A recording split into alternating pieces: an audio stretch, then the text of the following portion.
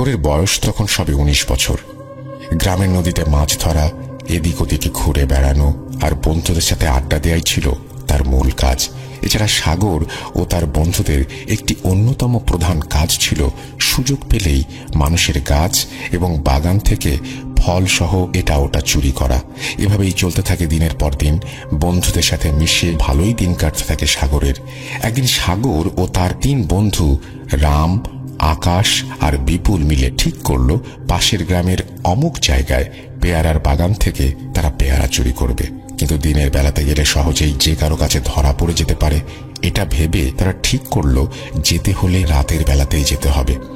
এজন্য সকলে মিলে গভীর রাতে সেই জায়গাতে যাওয়ার পরিকল্পনা করলো। পেয়ারা বাগানটিতে যেতে হলে তাদের নদী পাড়ি দিয়ে গ্রামের একটি অনেক পুরনো পরিত্যক্ত শ্মশান অতিক্রম করে কিছুটা পথ হেঁটে তারপরে যেতে হয়। এছাড়া সেখানে যাওয়ার আরও একটি রাস্তা আছে, কিন্তু সেটা লোকালয়ের ভেতর দিয়ে। আর পরিত্যক্ত শ্মশানের এই রাস্তাটি ঘিরে অনেক আগে থেকেই বেশ কিছু ভৌতিক কাহিনী থাকার কারণে সন্ধ্যার পর কেউ এই রাস্তাটি দিয়ে যাতায়াত করত না এবং রাস্তাটিতে যাতায়াত সম্পূর্ণ বন্ধ ছিল। যদি খুবই প্রয়োজন না হতো তাহলে দিনের বেলাতেও এই রাস্তা দিয়ে লোকজন তেমন একটা চলাফেরা করত না। কিন্তু কিশোর বয়সী সাগর ও তার বন্ধুদের কাছে এইসব ভৌতিক ব্যাপারগুলো ছিল একদমই অগ্রহণযোগ্য। আর শ্মশানে ওই রাস্তাটি দিয়ে দিনের বেলা লোকজনের চলাফেরা না করাটা তাদের কাছে ছিল একটি বাড়তি সুবিধা। তো যেমন কথা তেমনই কাজ।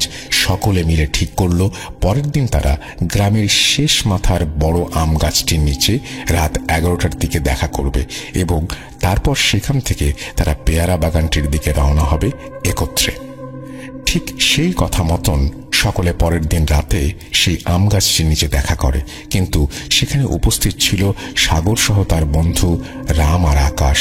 সাগর যখন অপর এক বন্ধু বিপুলের কথা জিজ্ঞেস করে তখন রাম বলে, বিপুল আজ সকাল থেকেই বেশ অসুস্থ। আমরা যখন তাকে ডাক দিতে যাই তখন দেখি সে বিছানায় শুয়ে আছে, উঠে দাঁড়ানোর শক্তি পাচ্ছে না।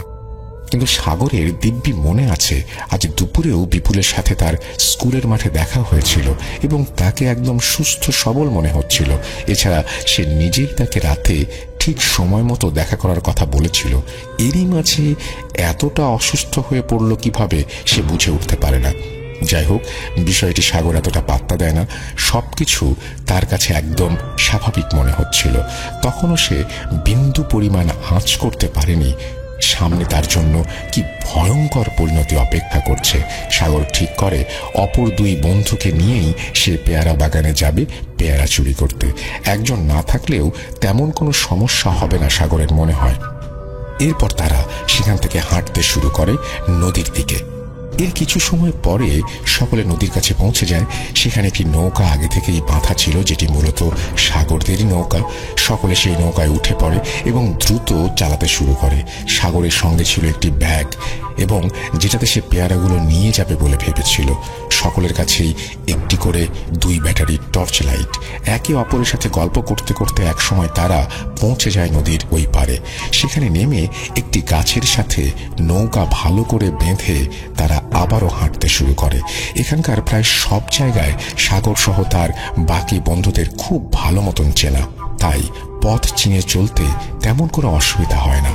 পূর্ণিমা রাতে চাঁদের আলো, চারিদিকে হালকা হালকা শীতল বাতাস আর ঝিঝি পোকার ডাক সব মিলিয়ে একটি মোহনীয় হিম শীতল পরিবেশ সৃষ্টি করেছিল সেই সময়টাতে। কোথাও কোনো মানুষের নাম গন্ধ নেই, শুধুমাত্র দূরে দূরে 2-1টা বাড়ির আলো দেখা যাচ্ছিল অল্প অল্প করে। এমন নীরব কিন্তু অতুলনীয় সুন্দর একটি পরিবেশ সাগরের কাছে খুবই ভালো লাগতে শুরু করে। এটিকে সে উপভোগ করতে করতে সামনের দিকে এগিয়ে যেতে থাকে। হঠাৎ তার খেয়ালে আসে অপর 2 বন্ধুর কথা। কি ব্যাপার, তারা যেন আজ একদমই চুপচাপ, অন্য সব দিনের তুলনায় আজ যেন একটু বেশি চুপ করে আছে। এটাকে সাগর তেমন একটা গুরুত্ব দেয় না। একসময় তারা পৌঁছে যায় সেই অতি পুরনো পরিত্যক্ত শ্মশানটির কাছে। এখানে আসা মাত্রই সাগরের মনে একটু মৃদু ভয় খেলে যায়। এই গ্রামে সে অনেকবার এসেছে আর এই পরিত্যক্ত শ্মশানটির কথাও সে অনেকবার শুনেছে, কিন্তু কখনো এদিকে আসা হয়নি। এই প্রথম সে শ্মশানটির এত কাছে দাঁড়িয়ে আছে। লোকমুখে শোনা এই শ্মশানকে ঘেরা ঘটনাগুলো এক মুহূর্তের জন্য তার চোখের সামনে ভেসে উঠতে থাকে। এতে করে কিছুটা ভয় লাগতে শুরু করে তার। কিন্তু সাথে দুই বন্ধু উপস্থিত থাকার কারণে সাগরের মনে এর বেশি একটা প্রভাব পড়ে না। এমন সময় রাম বলে উঠল, এখান থেকে বেশি একটা দূরে নেই পেয়ারা বাগানটি, আর কয়েক মিনিট হাঁটলে আমরা পৌঁছে যাব সেখানে। এত সময় পরে রামের মুখে কথা শুনতে পেরে স্বস্তি পায় সাগর। তার মনে যেটুকু ভয় সে হানা দিচ্ছিল, এবার তার সবটুকুই কেটে যেতে থাকে। আর যাই হোক, সাথে দুজন কাছের বন্ধু আছে এটা ভাবতেই সাগরের ভালো লাগতে শুরু করে। এরপর তারা অতি পুরনো পরিত্যক্ত শ্মশানটি অতিক্রম করে আবারও চলতে শুরু করে পেয়ারা বাগানের উদ্দেশ্যে। কিছু সময় পরে তারা পৌঁছে যায় সেই পেয়ারা বাগানটির কাছে। এখানে এসে তারা দেখতে পায় বাগানটির চারপাশে বেড়া দিয়ে ঘেরা রয়েছে। ভেতরে যেতে হলে তাদের বেড়া টপকে ওই পাশে যেতে হবে। যথারীতি তারা তাই করলো, বাঁশের বেড়া টপকে পেয়ারা বাগানটির ভেতরে প্রবেশ করলো। এরপর যে যার মতন করে গাছ থেকে পেয়ারা পাড়তে শুরু করে। প্রচুর পরিমাণে পেয়ারা থাকার কারণে অল্প সময়ের ভেতরেই প্রায় সব ব্যাগগুলো ভর্তি হয়ে যায়। পর্যাপ্ত পেয়ারা নেয়ার পরে সকলে বাড়ি ফিরে যাওয়ার সিদ্ধান্ত নেয়। সকলে ব্যাগ ঘাড়ে করে বাগানের বাইরে আসতে শুরু করে। কিন্তু বিপত্তি ঘটে তখনই। বাগানের প্রায় সব দিক থেকেই টর্চের আলো আসতে থাকে এবং কারা যেন চিৎকার করে বলতে থাকে, ভেতরে কারা আছিস, জলদি বেরিয়ে আয়, নয়তো পরিণতি খুবই ভয়াবহ হবে। সাগর এবং তার বন্ধুদের বুঝতে বাকি রইল না যে বাগানের ভেতরে তাদের উপস্থিতি সকলে টের পেয়ে গেছে। কোনো উপায় না পেয়ে তারা পেয়ারার ব্যাগটি ঘাড় থেকে ফেলে বাগান থেকে বাইরের দিকে আসার জন্য দৌড়াতে শুরু করে। বাঁশের বেড়া টপকে বাগান থেকে বাইরে আসার সময় দুর্ভাগ্যবশত সাগর সহ তার বাকি দুই বন্ধু রাম এবং আকাশ হাতে নাতে ধরা পড়ে যায় বাইরে থাকা লোকজনের কাছে। অনেক আকুতি মিনতি এবং হাতে পায়ে ধরার পরেও সেই লোকগুলো তাদের ছেড়ে দিতে নারাজ। লোকগুলো তাদের টানতে টানতে নিয়ে যায় বাগানের বাইরে একটি ফাঁকা মাঠের মধ্যপ্রান্তে। লোকগুলোর ভেতর থেকে কয়েকজন এসে প্রথমে ধাক্কা দিয়ে নিচে ফেলে দেয় রামকে এবং তারপরে শুরু করে দেয় রামের ওপরে অমানবিক অত্যাচার। ক্রমাগত তারা গাছের শক্ত ডাল দিয়ে আঘাত করতে থাকে। একের পর এক আঘাত সহ্য করতে না পেরে রাম আত্মচিৎকার করে ওঠে। কিন্তু লোকগুলোর মনে কোনো দয়া মায়া নেই। তারা উপভোগ করতে থাকে রামের চিৎকার। একের পর এক আঘাতের ফলে রামের মাথা ফেটে ফিনকি দিয়ে রক্ত বেরিয়ে আসে। মুখের চোয়াল ভেঙে বিকৃত আকার ধারণ করে। একসময় রামের চিৎকার বন্ধ হয়ে যায়। লোকগুলো বুঝতে পারে এতক্ষণে রাম মৃত্যুর কোলে ঢলে পড়েছে। সবকিছুই সাগরের চোখের সামনে দিয়ে ঘটতে থাকে, কিন্তু প্রতিবাদ করার মতো কোনো সাহস পাচ্ছে না। ভয়ে গলা দিয়ে কোনো কথা বের হচ্ছিল না। এরপরই তাদের ভেতর থেকে একজন লোক এগিয়ে রামের গলার ওপর দিয়ে ছুরি চালিয়ে দেয় এবং সঙ্গে সঙ্গে গলা থেকে আবারও ফিনকি দিয়ে রক্ত বেরিয়ে আসে। এটা দেখে সাগরের ভয় দ্বিগুণ বেড়ে যায়। সামান্য পেয়ারা চুরির শাস্তি যে এত কঠিন আর ভয়াবহ হতে পারে তা সে কোনোভাবেই বিশ্বাস করতে পারে না। রক্তে ভেসে যেতে থাকে চারপাশের মাটি। মনে হচ্ছে এইমাত্র বড় কোনো মাপের পশু জবাই করা হয়েছে, কিন্তু না, এটা তো রামের রক্ত, তার প্রিয় বন্ধু রামের রক্ত। দুঃখে এবং কষ্টে সাগরের বুক ভারী হয়ে কান্না আসতে থাকে। এ সময় তার ভয় আরো বাড়তে থাকে যখন সে দেখতে পায় লোকগুলো রামের সারা শরীরে তেল দিয়ে ভিজিয়ে দিচ্ছে। তার মানে কি লোকগুলো রামের শরীর পুড়িয়ে দেবে আগুনে? তখন সাগর আবারও তাদের কাছে হাত জোর করে অশ্রুসিক্ত কণ্ঠে মিনতি করতে থাকে তারা যেন রামের শরীর আগুনে পুড়িয়ে না দেয়। কিন্তু সেই কথা তারা যেন শুনতেই পেল না। এক পৈশাচিক হাসি দিয়ে লোকগুলো রামের সারা শরীরে আগুন জ্বালিয়ে দেয়। চোখের সামনে ছোটবেলার খেলার সাথী এবং প্রিয় বন্ধুকে এইভাবে পুড়তে দেখে সাগর আর নিজেকে সামলাতে পারে না। সে জ্ঞান হারিয়ে মাটিতে লুটিয়ে পড়ে। এভাবে কত সময় সাগর জ্ঞান হারিয়ে মাটিতে শুয়েছিল জানে না। যখন জ্ঞান ফিরল তখন সে দেখতে পেল যেখান থেকে জ্ঞান হারিয়েছিল ঠিক সেখানেই পড়ে আছে সে, এবং সামনে এখন একটির বদলে দুইটা অগ্নিপিণ্ড চলছে। তার মানে সে বুঝতে পারে এতক্ষণে অপর এক বন্ধু আকাশকেও এই মানুষরূপী পিশাচগুলো মেরে গায়ে আগুন লাগিয়ে দিয়েছে। লোকগুলো তখন সাগরের দিকে তাকিয়ে এক অট্ট হাসি হাসতে বলে, এবার তোর পালা। সাগর বুঝতে পারে এইভাবে থাকলে মৃত্যু অনিবার্য। ঠিক তখনই সে নিজের সম্পূর্ণ শক্তি আর সাহসকে কাজে লাগিয়ে সেখান থেকে উঠে এক দৌড় দেয়। কোন দিকে দৌড়াচ্ছে সে নিজেও জানে না। সাগরের মাথায় শুধু একটি মাত্র কথা ঘুরপাক খাচ্ছে, যে করেই হোক তাকে এখান থেকে প্রাণ নিয়ে বাঁচতে হবে। ছুটতে ছুটতে একসময় সে লক্ষ্য করে লোকগুলো থেকে সে বেশ খানিকটা দূরে চলে এসেছে। আশেপাশে তাদের দেখা যাচ্ছে না।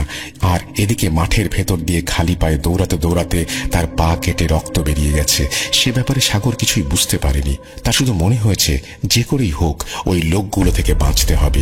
এই জায়গায় কিছু সময় দাঁড়িয়ে একটু শ্বাস নিতে থাকে সাগর। এরই মধ্যে হঠাৎ আবারও শুনতে পায় সেই লোকগুলোর গলা। তারা দল বেঁধে তার দিকে ছুটে আসছে। সাগর পুনরায় দৌড়াতে শুরু করে। দৌড়াতে দৌড়াতে সে পৌঁছে যায় সেই পুরনো পরিত্যক্ত শ্মশানটির কাছে।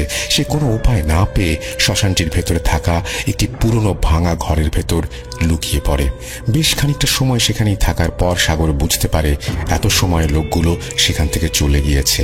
সে যখনই ঘর থেকে বের হয়ে বাইরে আসে ঠিক তখনই একটি ভয়ঙ্কর দৃশ্য দেখে সেখানেই দাঁড়িয়ে পড়ে। সে দেখতে পায় তার থেকে সামান্য দূরে দুইটি আগুনের চিতা জ্বলছে।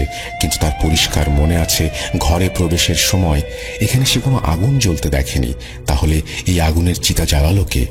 আর আশেপাশে কোনো লোকজনও নেই, কাউকে দেখতেও পাচ্ছে না। সাগর বুঝতে পারে না এখন সে কি করবে। ঠিক তখনই সাগর একটি ভয়ঙ্কর রক্ত হিম করা দৃশ্যের সম্মুখীন হয়, যা দেখার জন্য সে কখনোই মানসিকভাবে প্রস্তুত ছিল না। সে দেখতে পায় সামনে জ্বলতে থাকা দুইটি আগুনের চিতা থেকে মানুষ আকৃতির দুটি অবয়ব তার দিকে আস্তে আস্তে এগিয়ে আসতে থাকে এবং তাদের পুরো শরীর দাউ দাউ করে জ্বলছে।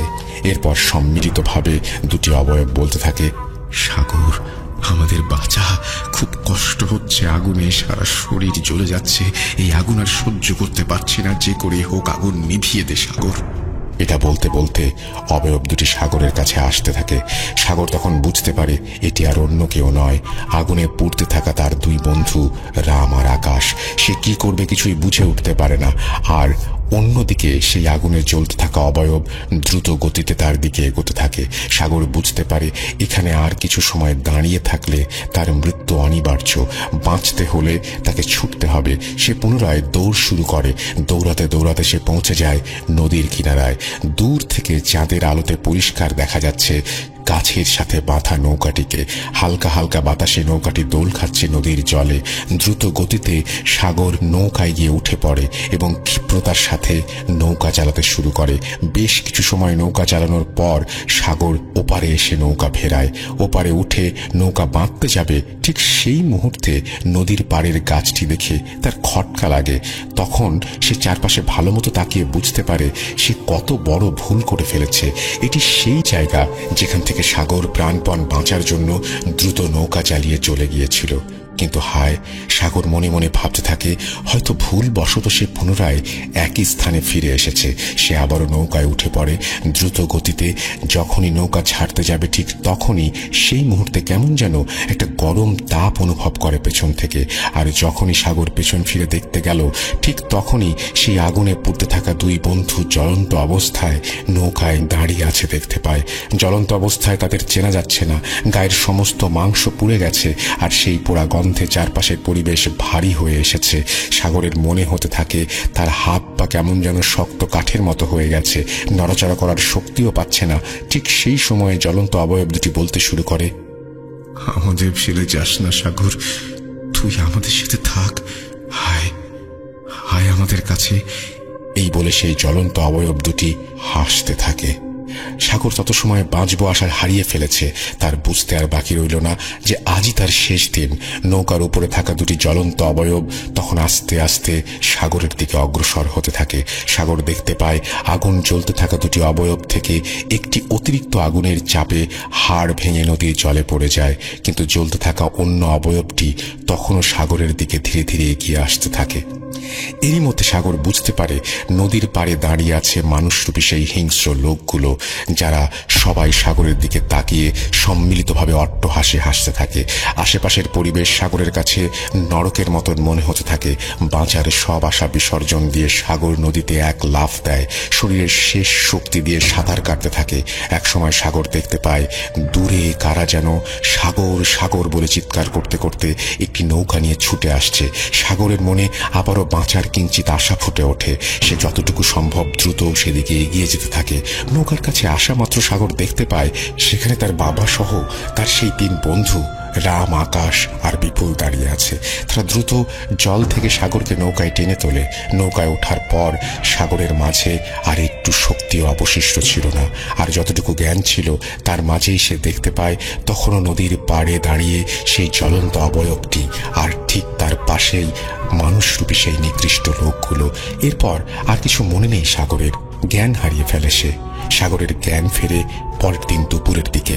জ্ঞান ফিরে সে দেখতে পায় চারপাশে তার বাবা, মা এবং সেই 3 বন্ধু সহ বেশ কিছু মানুষ দাঁড়িয়ে আছে। সকলে সাগরের কাছে জিজ্ঞাসা করতে থাকে কাল রাতে সে কোথায় ছিল। কাউকে কিছু না বলেই একদম উধাও হয়ে গিয়েছিল কোথায়।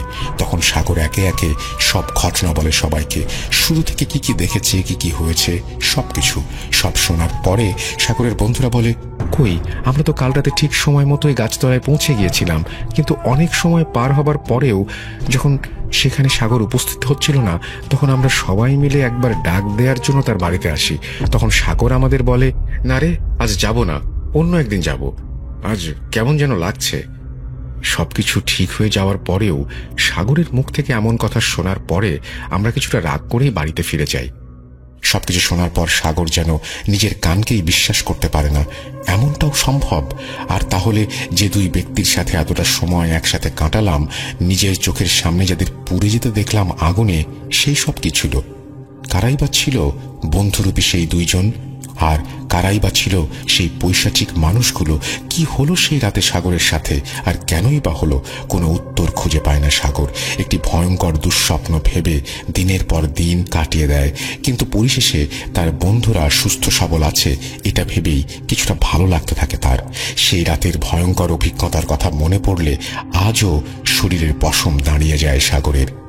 সে যখন আমাকে ঘটনাটি শেয়ার করেছিল, তখন আমি মাঝে মাঝে খেয়াল করি সাগর থেকে থেকে আঁতকে উঠছে সেই ভয়ানক রাত্রির কথা স্মরণ করে। আজ এতগুলো বছর অতিক্রান্ত হয়ে গেছে, কিন্তু এখনো সেই ভয়ঙ্কর রাতের অভিজ্ঞতা তাকে তাড়া করে বেড়ায়। সন্ধ্যা তখন ধীরে ধীরে রাত্রিতে ঘনীভূত হচ্ছিল। হুজুর কাঁচা রাস্তা ধরে চুপচাপ হেঁটে যাচ্ছিলেন।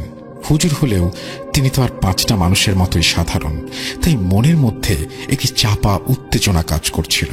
আসলে কালা শিকদারের বাড়ি থেকে তার বাড়ি বেশি দূর না হলেও সেই প্রকাণ্ড তুলা গাছটি পড়ে। এদিকে কিছুক্ষণ আগেই এই তো তুলা গাছে থাকা শয়তান জিনটিকে তিনি বেধড়ক মারধর করে, দোয়া পড়ে, তদবির করে একটি ছোট্ট মেয়ের শরীর থেকে তাড়িয়েছেন। নিস্তব্ধ আতঙ্কটাকে যতটা সম্ভব দমন করে আরও কিছুটা পথ এগুনোর পর হঠাৎই শক্ত কিছুতে হোঁচট খেয়ে হুড়মুড়িয়ে পড়েছেন। এর ফলে অন্ধকার পথের শেষ সম্বল হাতে থাকা মিটমিট করে জ্বলা লণ্ঠনটা ছিটকে যায় হাত থেকে এবং সেটা কয়েক ফুট দূরে গিয়ে পড়ে। যদিও সেদিন পূর্ণিমা, তাই আশেপাশের পরিবেশটা রূপালী চাঁদের আলোয় কয়েক মুহূর্তের মধ্যেই মোটামুটি ঠাহর করা যাচ্ছিল, এবং তাতেই রাস্তার বাম পাশের প্রকাণ্ড শতাব্দী প্রাচীন তুলা গাছটিকে দেখে হুজুর ভয়ে জমে যান। মুখ দিয়ে টু শব্দটিও বের হচ্ছিল না। ঠিক সেই সময় আকাশ বাতাস কাঁপিয়ে ভয়ঙ্কর এক গর্জন হাত 10 সামনে থেকে ভেসে আসে। ভরা চাঁদের আলোয় সামনের দৃশ্যটি দেখে হুজুর আতঙ্কে প্রায় ভিমড়ি খেয়ে যাচ্ছিলেন। সামনে আন্দাজ প্রায় তুলা গাছটির সমান উঁচু ভয়ঙ্কর দানব আকার একটি কালো ধোঁয়ার ন্যায় অবয়ব রাস্তার 2 পাশে দাঁড়িয়ে আছে, 2টো পা দুদিকে দিয়ে। আগুনের ভাঁটার মতো জ্বলন্ত তার চোখ। হুজুর বেগতিক দেখে কোনো রকমে লা হাওলা ওয়ালা কুওয়াতা ইল্লা বিল্লাহিল আলিয়্যিল আযীম বলতে বলতে উঠে পড়ে শরীরটা সুরা পড়ে বন্ধ করে এক নিঃশ্বাসে দৌড় লাগান। দৌড়াতে গিয়ে তাড়াহুড়োয় লণ্ঠনটাও নিতে ভুলে গিয়েছিলেন। এইভাবে কয়েক মিনিট দৌড়ানোর পর শেষে খাল পাড়ে পৌঁছে হাঁপাতে হাঁপাতে একটি দীর্ঘশ্বাস ফেলেন। যাক, আল্লাহ বাঁচিয়েছে। তুলা গাছটি এবং শয়তানটা এখন বেশ খানিকটা পেছনে, নাগালের বাইরে। আর কোনো ভয় নেই ভেবে নিশ্চিন্তে খালের ওপর সরু বাঁশের সাঁকোটায় পা দিতে যাবেন, ঠিক সেই সময় সাঁকোর নিচে খালপাড়ের ঝোপঝাড়ের মধ্য থেকে একটি বাচ্চা শিশুর কান্নার শব্দ ভেসে আসে। শীতের সন্ধ্যায় সেদিন পড়াশোনার প্রতি কেমন একটা মন লাগছিল না। তাই দাদিকে অনেক করে বললাম কোনো জিন ভূতের ঘটনা শোনাতে। দাদি বয়স্ক মানুষ, কয়েক মুহূর্ত চুপ থাকার পর একটু খুক খুক করে কেশে গায়ের চাদরটা আরো একটু আঁটো সাঁটো করে মুড়ি দিয়ে বললেন তিনি কারি হুজুরের একটা ঘটনা বলবেন। ঘটনাটি আমাদের এলাকার একজন বিশিষ্ট হুজুর কারি সাহেবের জীবনের একটি অন্ধকার অধ্যায়। সেই ঘটনার পরিপ্রেক্ষিতে হুজুরের জীবনে যে নির্মম পরিণতি নেমে এসেছিল তা এলাকার বয়স্ক মানুষ সহ অনেকে জানলেও কোনো কারণে আমার আর শোনা হয়ে ওঠেনি। তাই আমি বেশ আগ্রহের সাথে নড়ে চড়ে বসি। আজ থেকে প্রায় 40-50 বছর আগে ঘটলেও এখনো এলাকার অনেক মানুষ আছেন যারা সেই ভয়ঙ্কর দৃশ্যপটের চাক্ষুষ সাক্ষী। তাদের মধ্যে আমার দাদি একজন। কারি সাহেবের বয়স এখন প্রায় 70-80 হবে। শুনেছি এককালে হুজুর নাকি টুকিটাকি কবিরাজি চিকিৎসা করতেন, যেমন কারোর উপরে জিনের আসর করলে তা ছাড়ানো, কেউ কালো জাদু করলে তা কাটানো, আবার কোনো শয়তান অপশক্তির কুনজর কারোর ভিটের ওপর পড়লে তা খণ্ডন করা। এসব করে মানুষের উপকার করলেও সেই নির্মম অঘটনের পর থেকে সবকিছু ছেড়ে দেন। বর্তমানে তিনি আমাদের এলাকার একটি স্থানীয় মাদ্রাসায় কর্মরত। যাই হোক, দাদি বলতে শুরু করলেন, সেদিন হুজুর সন্ধ্যাবেলা মাগরিবের নামাজ আদায় করে উঠোনে বসে কিছু কাজ করছিলেন।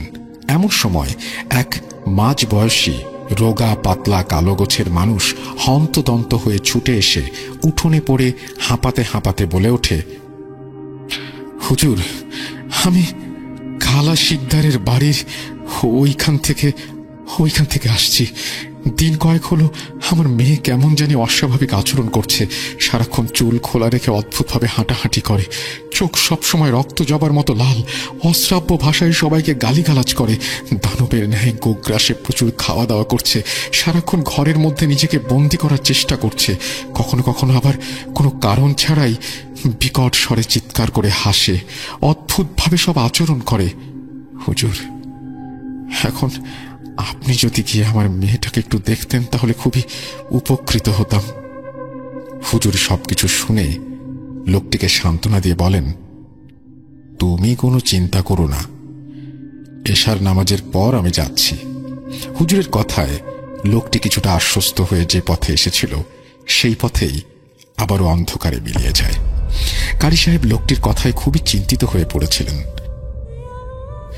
এশার নামাজ আদায় করে মেয়েটির মঙ্গলের জন্য দোয়া পড়ে তেল পড়া ও পানি পড়া এক একটি শিশিতে ভরে একটি ছোট্ট থলে কাঁধে নিয়ে লণ্ঠন হাতে বেরিয়ে পড়েন কালা শিকদারের বাড়ির উদ্দেশ্যে। কিছুক্ষণের মধ্যেই খালের পাড়ে পৌঁছে যান। সরু বাঁশের সাঁকোটা ধরে সাবধানে পেরোতে গেলে পথে একটি প্রকাণ্ড তুলা গাছ পড়ে। সেখানে আসতেই শরীরটা একটু নড়ে উঠল। কারি সাহেব জানতেন এলাকাটা মোটেও সুবিধার নয়, ঘন জঙ্গলে ঝোপঝাড়ে ঘেরা। তার মাঝে হিন্দুদের একটি কালীবাড়ির মন্দির আছে, যাকে নিয়ে বহুকাল ধরে নানা অলৌকিক কথা রটে আসছে। দাঁড়াও দাঁড়াও, কি বললে? কালীবাড়ি? সেই তুলা গাছটা? সেখানে তো সামিয়া আপু। আমি দাদিকে থামিয়ে জিজ্ঞেস করতেই দাদি শব্দ করে পুনরায় বলতে শুরু করলেন, এটা সেই তুলা গাছ যেখানে গত বছর সামিয়াকে মনসার ছেলে মানে একটি হিন্দু জিন ধরেছিল। ওই এলাকায় শুধু এখন এই সব ঘটনা কি আর ঘটেছে? ওখানে বহুকাল ধরে নানা অলৌকিক ঘটনা ঘটে আসছে। থাক সে কথা, সেসব না হয় অন্য আরেকদিন বলবো। এখন কারি সাহেবের ঘটনায় ফিরি। দাদি আবারও কারি সাহেবের ঘটনা বলতে শুরু করলেও আমার মন তখনও সামিয়া আপুর সাথে ঘটে যাওয়া ঘটনার স্মৃতির মন্থনে ব্যস্ত। কারণ আমি সামিয়াপুর সেই বিভৎস পরিণতি চাক্ষুষ দেখেছিলাম। সবকিছু আবারও চোখের সামনে ভেসে উঠল। যাই হোক, সেই ঘটনা একটু পরে বলছি। এখন দাদির ঘটনায় ফিরি। দাদি বললেন, কালা শিকদারের পাড়ায় পৌঁছে লোকটির বাড়ির আঁকে পা রাখবেন সেই সময় দালান থেকে একটি ফ্যাঁস ফ্যাঁসে কণ্ঠস্বর ভেসে আসে, কি হুজুর, এখানে কি করিস? তোর এখানে কাজ নেই, যা যা বলছি, ভালো চাস তো এখান থেকে চলে যা। কারি সাহেব জানতেন শয়তান জিন তাকে নানা রকমের ভয় ভীতি দেখিয়ে বিভ্রান্ত করে এখান থেকে তাড়ানোর মতলব করছে। তিনি দেখলেন শয়তান পিশাচ জিনটি মেয়েটির শরীরের ভেতর থেকে রাগে ফোঁস করছে। কারি সাহেব দোয়া পড়ে থলে থেকে পানি পড়া বের করে মেয়েটির শরীরে একটু ছিটিয়ে দৃঢ় কণ্ঠে বলে ওঠেন, কে তুই? এই নিষ্পাপ মেয়েটিকে কেন এত কষ্ট দিচ্ছিস? ছেড়ে দে, ভালো চাস তো। মেয়েটির ভেতর থেকে শয়তানটি আবারও বলে ওঠে, আমাকে ছাড়। যদি তুই তোর নিজের ভালো চাস তো এখান থেকে চলে যা, এই মেয়েটিকে আমি ছাড়ব না। কারি সাহেব বুঝতে পারছিলেন বেয়াদব শয়তান জিন সহজে ছেড়ে যাবে না। তিনি তৎক্ষণাৎ একটি গোলাকার গণ্ডি কেটে মেয়েটিকে তার মধ্যে বসিয়ে কিছু সূরা পড়ে একটি লাঠি নিয়ে মেয়েটির কাপড়ে অনবরত পেটাতে থাকেন। পেটানোর ফলে অদ্ভুতভাবে মেয়েটি যন্ত্রণায় কুঁকিয়ে ওঠে।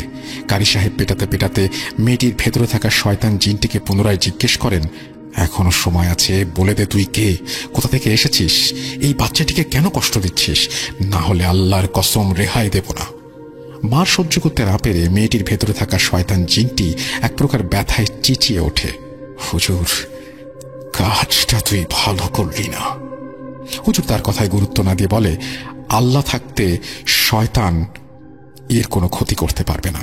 আরো ঘা কতক মারতেই শয়তানটি আবারও ব্যথায় আর্তনাদ করে বলে ওঠে, হা বলছি থাম, আর মারিস না। কালীবাড়ির ওখানে যে প্রকাণ্ড তুলা গাছটা, সেখানেই আমি থাকি। মেয়েটি আজ দুপুরে চুল ছেড়ে অদ্ভুতভাবে বিকট স্বরে খিলখিলিয়ে হাসতে হাসতে গাছতলা দিয়ে আসছিল।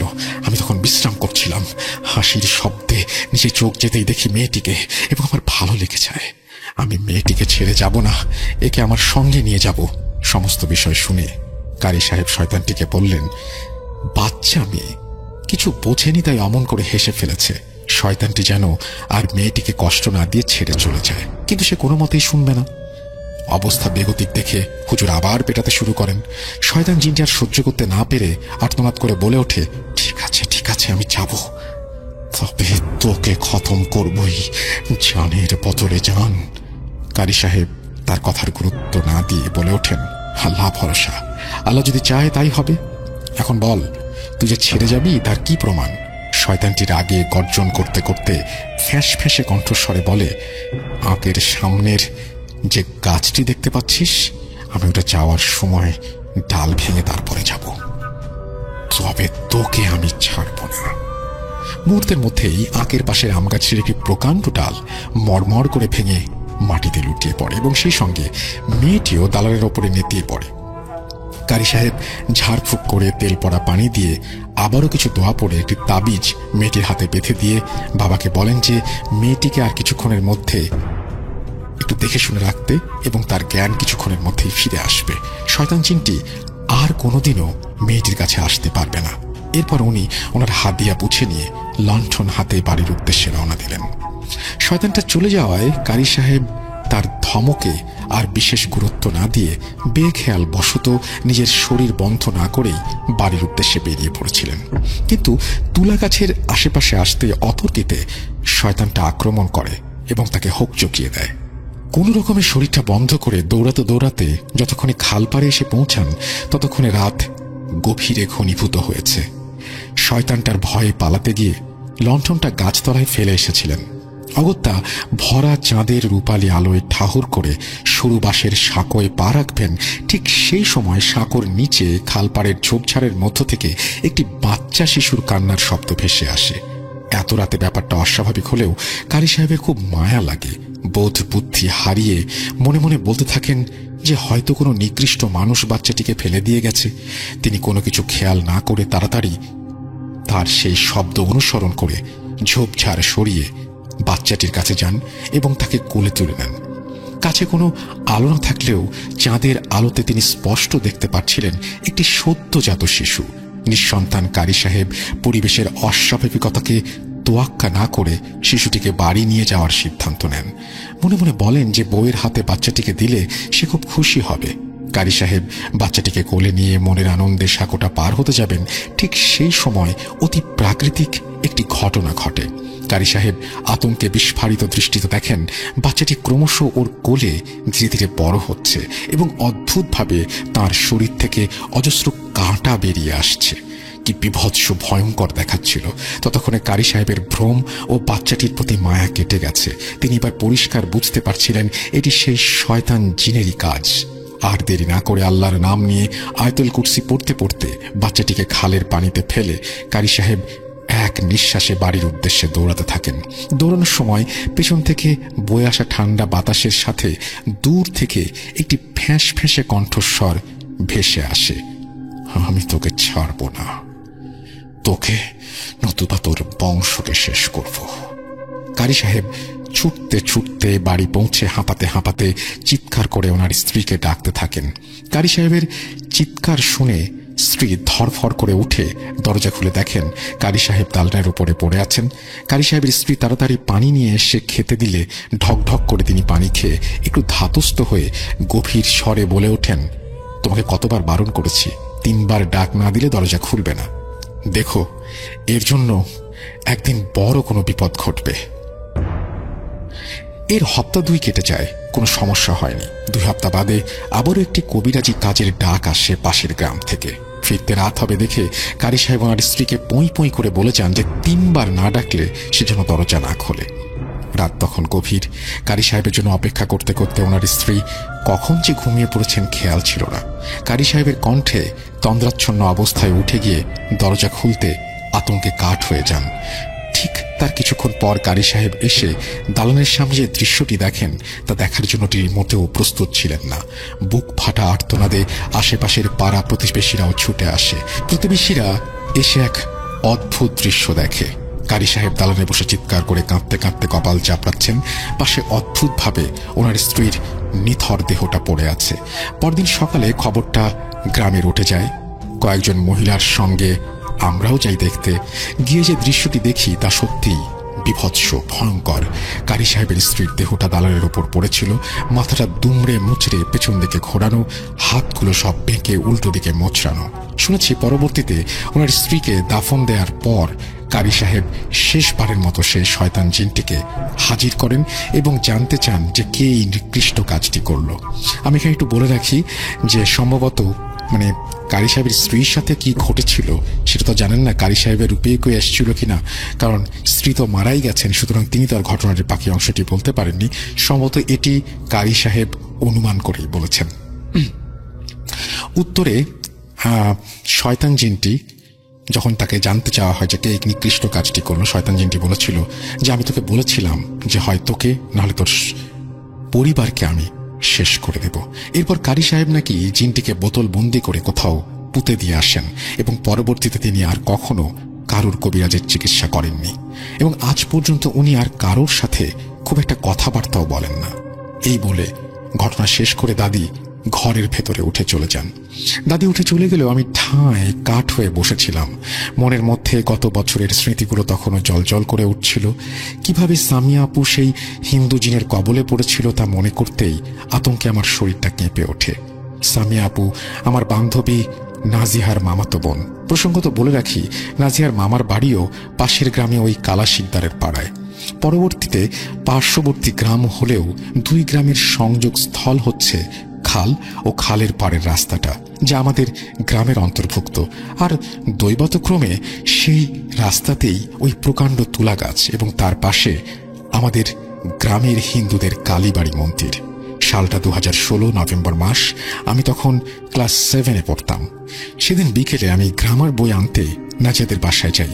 সেখানে পৌঁছে দালান পেরিয়ে বৈঠকখানায় প্রবেশ করতেই দেখি নাজিয়ার মামাতো বোন সামিয়া আপু বসে একটি চৌকিতে চুপচাপ কাঠ হয়ে বসে আছে। চোখ জোড়া যেন কোটরে ঢুকে গেছে তার। চোখের তলায় এক প্রস্থ জমাট বাঁধা কালি। দেখে মনে হচ্ছিল যেন রক্ত স্বল্পতায় ভুগছেন। নাজিহার আম্মু সামিয়া আপুর মাথায় হাত বুলিয়ে দিচ্ছিলেন। ওর পাশে ওর আব্বা ও মামা দাঁড়িয়ে কিছুটা আলোচনা করছিলেন। আমি উপস্থিত সবাইকে সালাম জানিয়ে আর বিশেষ কিছু না বলে অনুমতি নিয়ে নাজিহার ঘরে চলে যাই।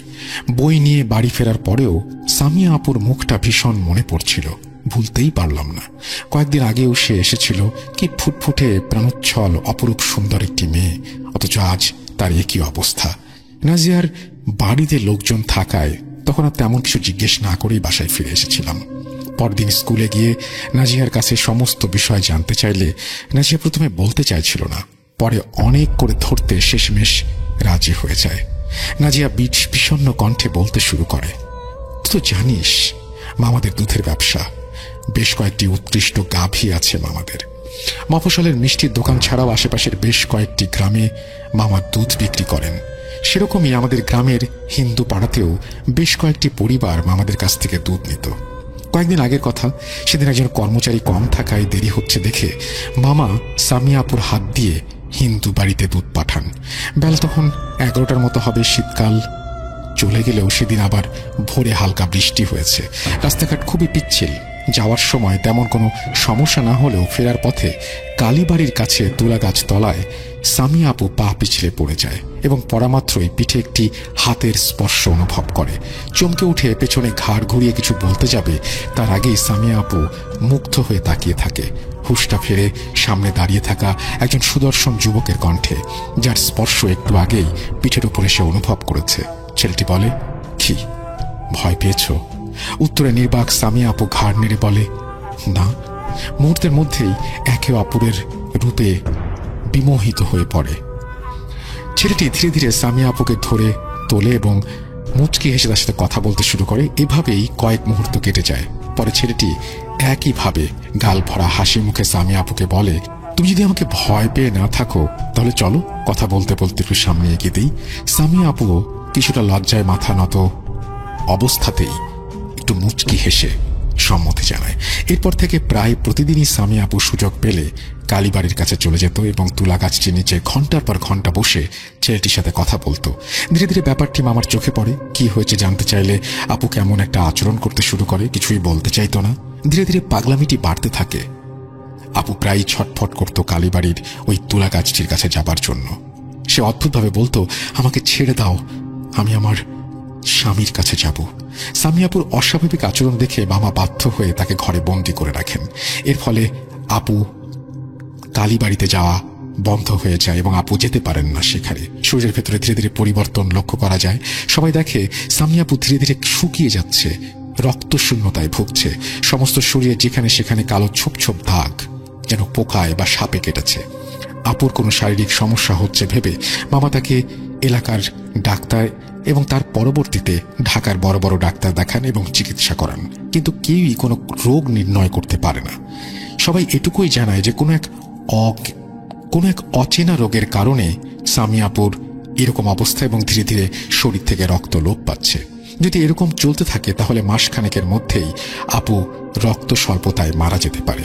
আপাতত ডাক্তার 2 বোতল রক্ত আপুর শরীরে দিয়ে বাড়িতে পাঠিয়ে দেয়। পরে পাড়া প্রতিবেশী গুরুজনদের পরামর্শে মামা সামিয়া আপুকে একজন কবিরাজের কাছে নিয়ে যান। কবিরাজ সামিয়া আপুকে দেখে খুবই অবাক হন। এরপর জিন চালনা করে জানতে পারেন সেটা খুবই অস্বাভাবিক এবং আতঙ্কের। কবিরাজ মামাকে বলে, আপনার মেয়ে তো ভয়ঙ্কর নাগপাশের মধ্যে জড়িয়ে পড়েছে, খুবই বিপদের মধ্যে আছে। আপনার মেয়ের ওপর হিন্দুদের দেবী মনসার একজন বাহন বা ভালো করে বললে ছেলে, সে ভর করেছে।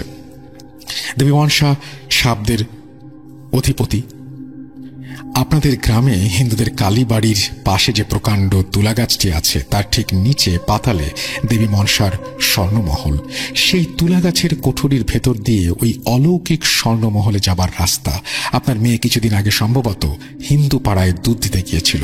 বিপত্তিটা ফেরার সময় ঘটে। আপনার মেয়ে ফেরার সময় অন্যমনস্কভাবে কোনো কিছুতে হোঁচট খেয়ে সেই তুলা গাছের তলায় পড়ে যায় এবং দেবী মনসার একটি ছেলে মানুষ রূপ নিয়ে তাকে ধরে কাদায় পড়ে যাওয়া থেকে বাঁচায়। ছেলেটি বা মনসার বাহন সেই মুহূর্তে ওই তুলা গাছের ডালে বসেছিল। আপনার মেয়েকে দেখে সে মুগ্ধ হয়ে যায়। আপনার মেয়ের সৌন্দর্যে সে আকৃষ্ট হয়। আপনার মেয়েকে সে একটু চোখে চোখে রাখবেন। সুযোগ পেলে দেবী মনসার ছেলে আপনার মেয়ের অনেক বড় ক্ষতি করবে, হয়তো স্বর্ণমহলে নিয়ে চলে যাবে। একটি হিন্দু সম্প্রদায়ের সাপরূপী জিন এবং এরকম আরো অনেক কিছু তিনি বলেন। এই বলে কবিরাজ থামেন। সামিয়া আপুর বাবা তখন সামিয়া আপুকে বাড়িতে নিয়ে আসেন এবং আপুকে কবিরাজের কথা মতো ঘরে বন্দি করে রাখেন। এরপর তেমন কোনো সমস্যা না হলেও দিন তিনেক পর একটি কাণ্ড ঘটে যায়। সেদিন আমি সকালে সামিয়া আপুর রুমে গিয়ে দেখি আপু কোথাও নেই। যদিও দরজার বাইরে বন্ধ ছিল, সবাই খুব দুশ্চিন্তায় পড়ে যায়। সমগ্র গ্রাম সহ আশেপাশের সমস্ত এলাকায় তন্ন তন্ন করে খোঁজার পরেও আপুর কোনো খোঁজ পাওয়া যাচ্ছিল না। এইভাবে 7 দিন কেটে যায়। সবাই হতাশ হয়ে প্রায় আশাই ছেড়ে দিয়েছিল। কিন্তু 8 দিনের মাথায় একটি অদ্ভুত ঘটনা ঘটে। গ্রামের লোকজন নাকি সামিয়া আপুকে কালীবাড়ির কাছ থেকে সেই তুলা গাছ তলায় পড়ে থাকতে দেখেছে। খবর পেয়ে মামা এবং বাকিরা মিলে ধরাধরি করে আপুকে বাড়িতে নিয়ে আসে। সামিয়া আপুর হাতে পায়ে শিকলের দাগ দেখে মামি কান্নায় ভেঙে পড়েন। মামা আপুর চোখ মুখে পানি ছিটিয়ে দেন। খানিক বাদে ধীরে ধীরে আপুর জ্ঞান আসে। চোখ মেলে মামা মামিকে দেখে সে কেঁদে ফেলে, বলে, আমি এখানে কি করে এলাম? আমি তো আমার স্বর্ণমহলে ছিলাম, আমি সেখানে যাব, আমাকে ছেড়ে দাও। মামা আপুকে শান্ত করে সবকিছু খুলে বলতে বলে এবং আপু জানায় হিন্দু দেবী মনসার ছেলে তার নাকি স্বামী এবং সে তাকে স্বর্ণমহলে নিয়ে গিয়েছিল। গতকাল রাতে সে সেখানে ছিল এবং সে বলে যে চোখ খুলে সে একটা বিশাল সেই মহলের বর্ণনা দেয় এবং সেই মহলে সে ছিল এবং সে জাস্ট আরো অনেক কিছুই বলে এবং সে বলে যে একটা সিংহাসনের উপরে বসে থাকা একজন মহিলাকে দেখতে পায়। তার সমস্ত শরীর অলংকারে ভর্তি এবং সে সেখানে যায় এবং সে বলে যে সামিহাকে ওখানে একটা ঝামেলা হয় এবং ওখানে তারপরে সে হঠাৎ করেই পুরো পরিস্থিতি পাল্টে যায় এবং তাকে কোনো একটা ঘরে নিয়ে যাওয়া হয় যার ভেতর সারাক্ষণ সাপেদের ফোঁস ফোঁস শব্দ। শেষবারের মতো দূর থেকে শুধু একটি কথাই সে শুনতে পেয়েছিল সেই ছেলেটির কণ্ঠে। সে তার মাকে বলছে তার সেই মেয়েটিকে মেনে নিতে। আর কিছু মনে নেই। এখন চোখ খুলে দেখি আমি এখানে, আমাকে ছেড়ে দাও তোমরা, আমি আমার স্বামীর কাছে স্বর্ণমহলে যাব। এই সব কি বলছে সে? তার মানে কবিরাজের কথাই ঠিক, দেবী মনসার ছেলে তার মেয়ের সাথে এরকম একটা কিছু করেছে এবং তাকে স্বর্ণমহলে নিয়ে গিয়েছিল। কিন্তু এই বিষয়টা ভেবে কেউ কোনো কুল কিনারা করতে পারছিল না। সামিয়া আপু তো সারাদিন ধরে গায়েব ছিল, অথচ সে বলছে কেবল রাতে গেছে। সবাই দুশ্চিন্তায় পড়ে যায়। এরপর সারাদিন আর কেমন কিছু না ঘটলেও সন্ধ্যায় একটি অদ্ভুত কাণ্ড ঘটে। হঠাৎই বাড়ি ভর্তি সাপরা কিলবিল করতে শুরু করে। চারিদিকে শুধু সাপের ফোঁস ফোঁস আওয়াজ। বাড়ির সবাই আতঙ্কে জড়সড় হয়ে খাটে উঠে বসে। মামা বলে বেশ কিছুক্ষণ সাপগুলো এদিকে ওদিকে ঘোরাঘুরি করে শেষে সামিয়াপুর ঘরের মাঝে থেকে অদ্ভুতভাবে মাটি সরিয়ে একটি আশ্চর্য সুন্দর সোনালি বাটি টেনে বের করে। সঙ্গে সঙ্গে সেটাকে নিয়ে এবং সঙ্গে সঙ্গে সেই বাটিটি টেনে বের করার সঙ্গে সঙ্গে অন্ধকারে গিয়ে মিলিয়ে যায়। সবাই ভয়ে কাঠ হয়ে সবকিছু দেখছিল এবং সাপগুলো মিলিয়ে যাওয়ার সঙ্গে সঙ্গে আপু পেটের যন্ত্রণায় ছটফট করতে থাকে। সে রাতে আবারও কবিরাজের সন্ধান করা হয় এবং আপুকে ওষুধপত্র দিয়ে ঘুম পাড়িয়ে দেওয়া হয়। পরদিন মামা আর দেরি না করে আশেপাশের গ্রাম সহ হিন্দু এলাকায় গিয়ে কবিরাজের সন্ধান শুরু করেন।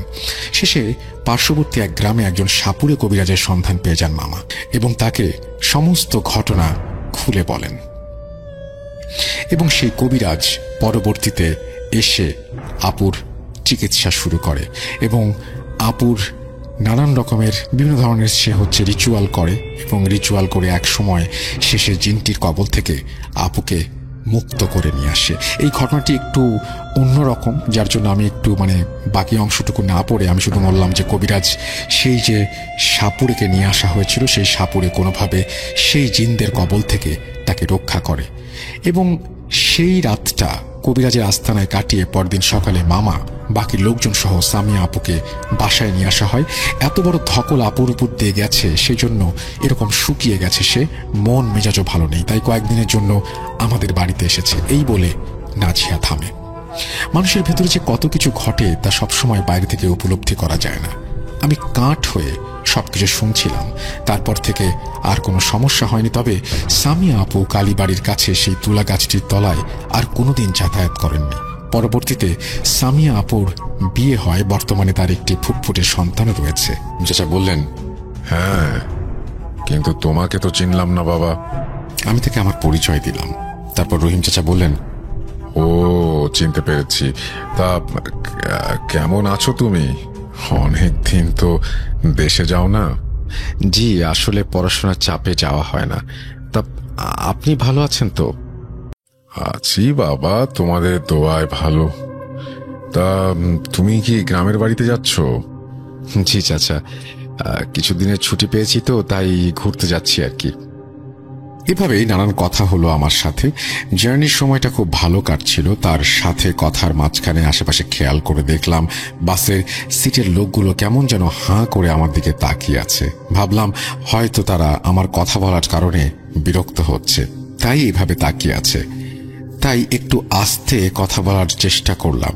এরপর মাঝপথে গাড়িটি বিরতি দিল। আমরা সবাই গাড়ি থেকে নেমে সামনের হোটেলে গেলাম। রহিম চাচাকে আমার সাথে খাওয়ার জন্য বললাম। রহিম চাচা বললেন, তুমি খাও বাবা, আমি আসছি। এই বলে উনি চলে গেলেন। এরপর বিরতি শেষে আমরা সবাই বাসে উঠে পড়লাম। হেল্পার সব যাত্রীদের দেখে নিলেন। এরপর ড্রাইভারকে গাড়ি ছাড়তে বললেন, কিন্তু আমি তাকে গাড়ি ছাড়তে বারণ করলাম, কারণ আমার পাশের সিটে থাকা রহিম চাচা এখনো আসেননি। রহিম চাচার কথা বলতেই ড্রাইভার ও হেল্পার অবাক হয়ে গেল। বললেন, কি বলছেন আপনি? এরকম কেউ তো বাসে ওঠেনি। তাদের কথা শুনে আমার বিশ্বাস হচ্ছিল না। এরপর বাসের অন্যান্য যাত্রীরা বললেন, হ্যাঁ, এরকম তো কেউ ওঠেনি। আপনি একাই তো দেখলাম এই সিটে যাচ্ছেন। মনের মধ্যে নানান রকমের প্রশ্ন ঘুরপাক খাচ্ছিল। হাজারো প্রশ্নের ঘুরপাক নিয়ে বাস রাঙামাটিতে পৌঁছালো। বাস স্টপ থেকে নামতেই মামাকে ফোন দিলাম। কিছুক্ষণ পর তিনি এসে আমাকে বাসায় নিয়ে গেলেন। বাসায় গিয়ে ভাবতে লাগলাম, এটা আমার সাথে কি হলো। এইভাবে ভাবতে ভাবতে এই দিনটা কেটে গেল। জার্নি করার কারণে খুব টায়ার্ড ছিলাম, তাই রাতে ঘুম আসতে বেশি দেরি হলো না। মাঝরাতে ঘুমের মধ্যেই রহিম চাচাকে দেখলাম। তিনি আমার বুকের ওপর উঠে গলা চাপ দিয়ে ধরে আছেন। আমি কিছুতেই শ্বাস নিতে পারছিলাম না। জোরে জোরে চিৎকার দেওয়ার চেষ্টা করছিলাম, পারছিলাম না। মনে হচ্ছিল যেন ভারী একটা পাথর কেউ বুকের ওপর রেখে দিয়েছে। এরপর পা দিয়ে খাটের উপরে বাড়ি দেওয়ার চেষ্টা করলাম। পাশের ঘর থেকে মামার শব্দ শুনে চলে আসলেন। কি হয়েছে তোর? হঠাৎ করে শরীরটা যেন হালকা লাগছে। আগের মতো বুকের ওপরে সেই ভারটা নেই। আমি মামাকে বললাম, না, তেমন কিছু না। এরপর 2 দিন এমন হলো। মামা আমাকে নিয়ে টেনশনে পড়ে গেলেন। পরের দিন কবিরাজকে ডেকে নিয়ে আসা হলো। কবিরাজ আমাকে দেখে বললেন, তোমার উপর দুষ্টু কোনো আত্মা ভর করেছে। মামা বললেন, এটা থেকে ছাড়া পাওয়ার উপায় কি? কবিরাজ বললেন, আমি দেখছি। ধ্যানে বসে পড়লেন তিনি। কিছুক্ষণ পর কবিরাজের মুখ থেকে রক্ত বমি হতে লাগলো। সাথে সাথে কবিরাজ মাটিতে শুয়ে পড়লেন।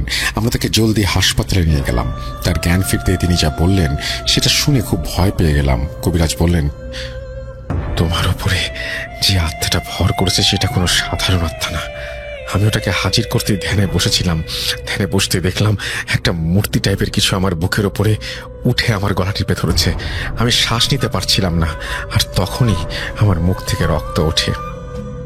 আর এরপর তো আমি হসপিটালে। হে আত্মাকে হাজির করার সাধ্য আমার নেই। তোমরা অন্য কবিরাজ দেখো। এরপর আমি আর মামা বাসায় চলে আসলাম। ভাবতে লাগলাম কি হচ্ছে।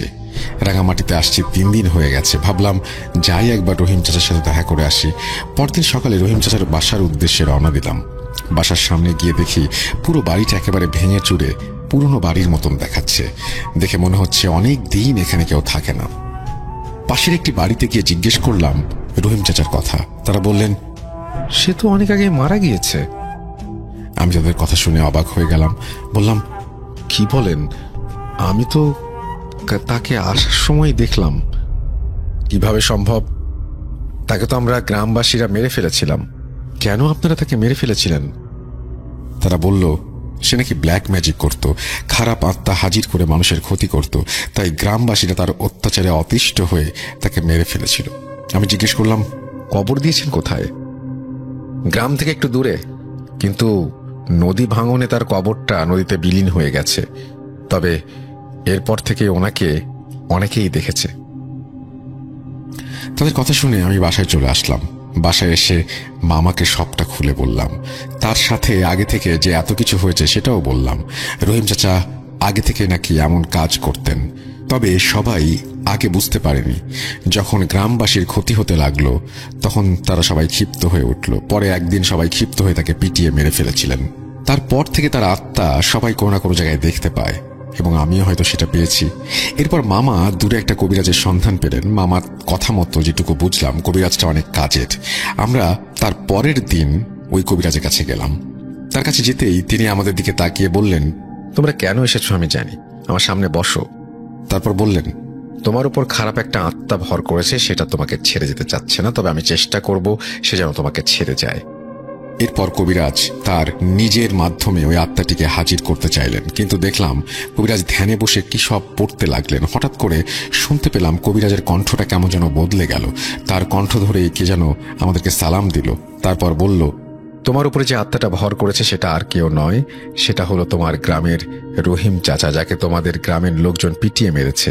আসলে সে প্রতিশোধ নিচ্ছে, তোমরা যে তাকে মেরে ফেলেছিলে এই জন্য।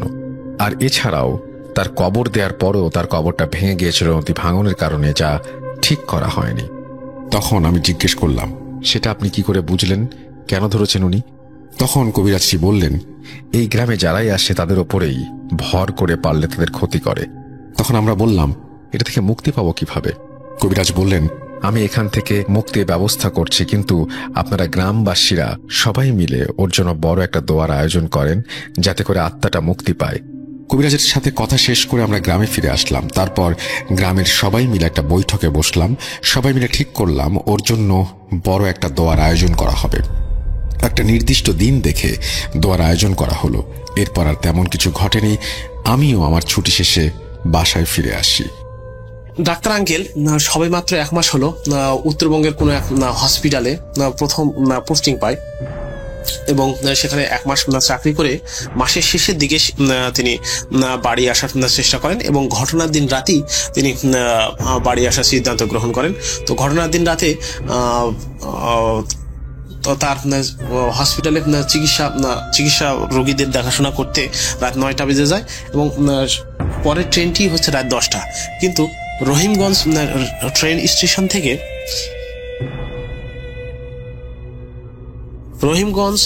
স্টেশন থেকে রাত 10টার পরে একমাত্র ভোর 4টা পর্যন্ত আর কোনো ট্রেন চলাচল করে না।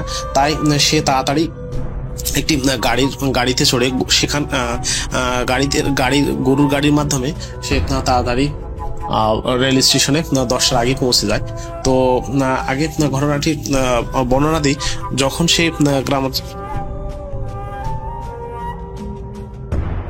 তখন গ্রামের একু রাস্তা দিয়ে, কখনো বাঁশঝাড়ের নিচ দিয়ে, কখনো পুকুরের পাশ দিয়ে, কখনো কবরস্থানের পাশ দিয়ে, কখনো বা হচ্ছে ঘন জঙ্গলের ভিতর দিয়ে, কখনো ফাঁকা ধুধু রাস্তা দিয়ে সে গরুর গাড়িতে করে যাওয়া শুরু করলো। প্রায় 10টা নাগাদ এইভাবে চলাচল করতে করতে সে রেল স্টেশনে পৌঁছে যায় ডাক্তার আঙ্কেল। তো রেল স্টেশনে নেমে সে রেল স্টেশনের যে প্ল্যাটফর্ম আছে সেই দিকে দৌড় দেওয়া শুরু করে। হঠাৎ গরুর গাড়ির ড্রাইভার হাত তুলে তাকে একটা ডেকে কিছু বলার চেষ্টা করে, কিন্তু সেই দিকে সে কর্ণপাত না করে প্ল্যাটফর্মের দিকে এক দৌড়ে চলে যায়। তো রেল স্টেশনে একটু বর্ণনা দেওয়া ভালো, ঘটনা বোঝার সাথে খুব ভালো হবে। তো সেই রেল স্টেশনটা তেমন সেই সময়ে রহিমগঞ্জ রেল স্টেশনটা তেমন উন্নত ছিল না। রেল স্টেশনের বাম দিকে ছিল হচ্ছে টিকিট কাউন্টার এবং সেখান থেকে টিকিট কাউন্টার পাশ দিয়ে গিয়ে হচ্ছে একটা চায়ের দোকান ছিল। সেখানে একটা ল্যাম্প পোস্ট ছিল। ল্যাম্প পোস্টের হালকা আলোয় কিছু দূর দূরে গিয়ে যাত্রীদের বসার জন্য কিছু আসন তৈরি করা ছিল, যাতে ওয়েটিংরত যাত্রীরা সে আসনে বসে ট্রেনের জন্য অপেক্ষা করতে পারে। তো ট্রেন দাঁড়িয়েই ছিল, সে ট্রেনে উঠতে যাবে, হঠাৎ এক বৃদ্ধ চাচা গম্ভীর স্বরে বলে উঠল, দাঁড়ান, কোথায় যাচ্ছেন? তখন সে হাঁপাতে হাঁপাতে পিছনে ফিরিয়ে তাকিয়ে দেখে একজন 60 থেকে 65 বছরের প্রায় বৃদ্ধ হয়ে গেছে এই মতো টাইপের এক ব্যক্তি। পুরো শীতকাল হওয়ার কারণে পুরো শরীর হচ্ছে কালো চাদর দিয়ে ঢাকা এবং তার একটি পা ছিল না, লাঠির উপর ভর দিয়ে, একটি পায়ে ভর দিয়ে এবং লাঠিতে ভর দিয়ে দাঁড়িয়েছিল।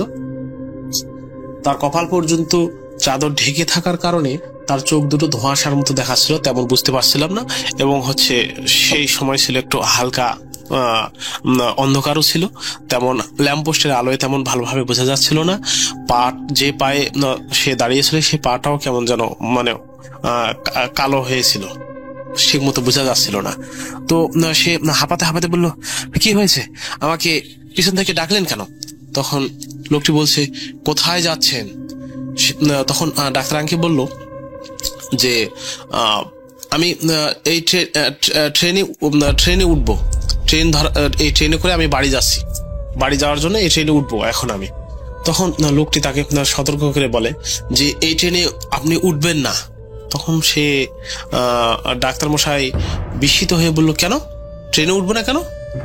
বলছে এই কোনো পার্থিব ট্রেন না। কেন আপনি জানেন না এই রহিমগঞ্জ স্টেশনে রাত 10টার পর কোনো পার্থিব ট্রেন চলাচল করে না?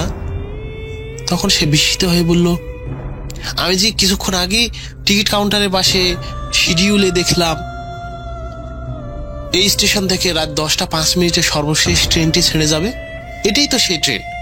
আর আমি তো এই ট্রেনের জন্যই তো আমি হসপিটাল থেকে গরুর গাড়িতে করে এসেছি, যাতে করে এই ট্রেন ধরে আমি আমার বাসায় পৌঁছতে পারি। সে বলছে, না আপনি যাবেন না, এই কোনো সাধারণ ট্রেন না, আর এই ট্রেনের যে যাত্রী হয় সে কোনো সাধারণ মানুষ না, এ হচ্ছে নরকের ট্রেন। তখন সে মনে মনে ভাবলো যে এই লোকটি পাগল হয়ে গেছে। অনেক সময় আমরা দেখি না বিভিন্ন রেল স্টেশনে পাগলেরা বিভিন্ন রকম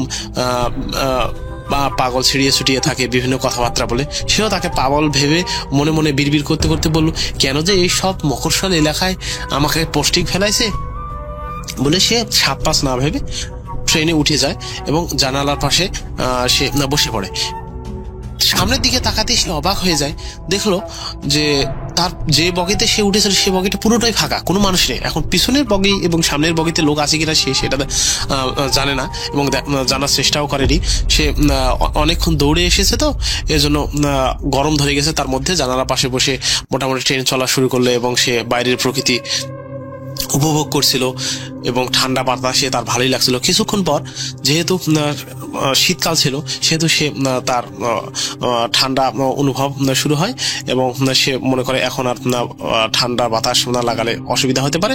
এই জন্য সে উঠে যেই জানালা বন্ধ করতে যাবে রাসেল ভাই, সেই ট্রেনের ওই বগিরই আর এক পাশ থেকে আর এক কোনার এক সিট থেকে সেই বুড়ো চাচা যে রেল স্টেশনে বসেছিল সেই চাচাই তাকে বলে উঠলো, জানালা লাগাতে যাবেন না, জানালা লাগানোর চেষ্টাও করবেন না, আর এই ট্রেনের জানালা দরজা কখনো কেউ লাগাতে পারে না, ইচ্ছা অনুযায়ী লাগাতেও পারে না, খুলতেও পারে না।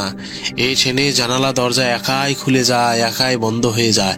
তখন সে হঠাৎ বিস্মিত হয়ে উঠে বলল, আরে আপনাকে না আমি দেখলাম রহিমগঞ্জ স্টেশনে, আপনি সেই কাঠের ব্রেঞ্চের মধ্যে বসেছিলেন, তাহলে আপনি এখানে কিভাবে আসলেন আর আপনি উঠলেনই বা কি করে?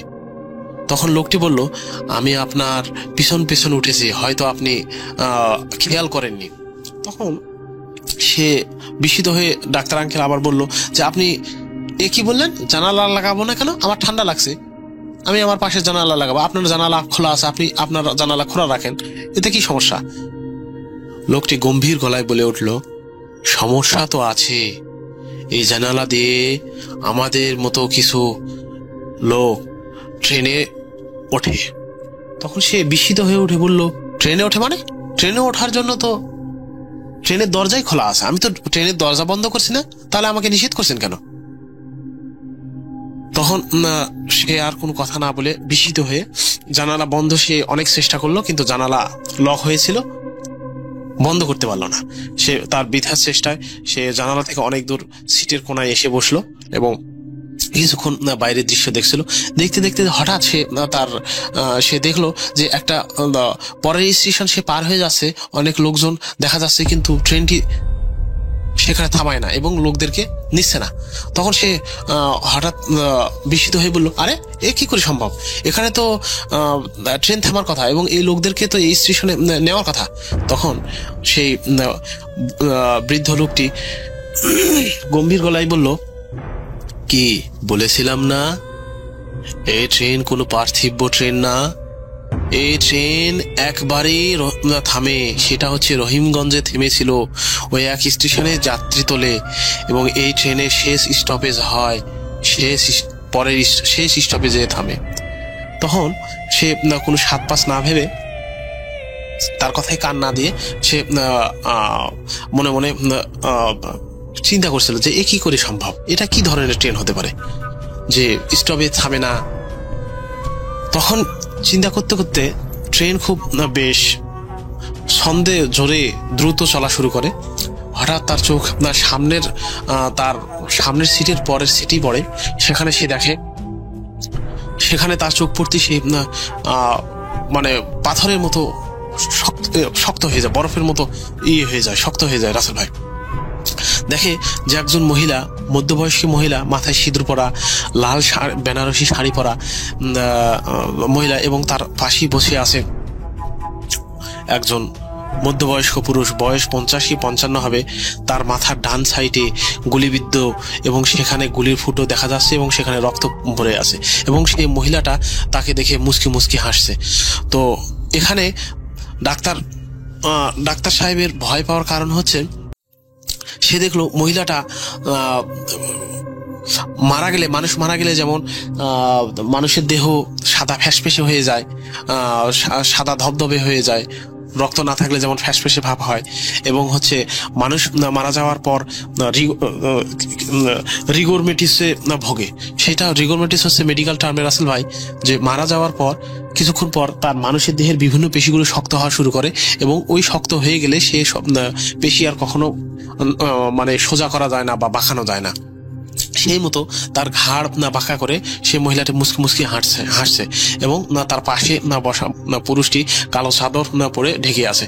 সে দেখে খুব ভয় পেল, এবং সে মাটির দিকে মাথা ও জানালা পাশে তার মুখ ঘোরালো।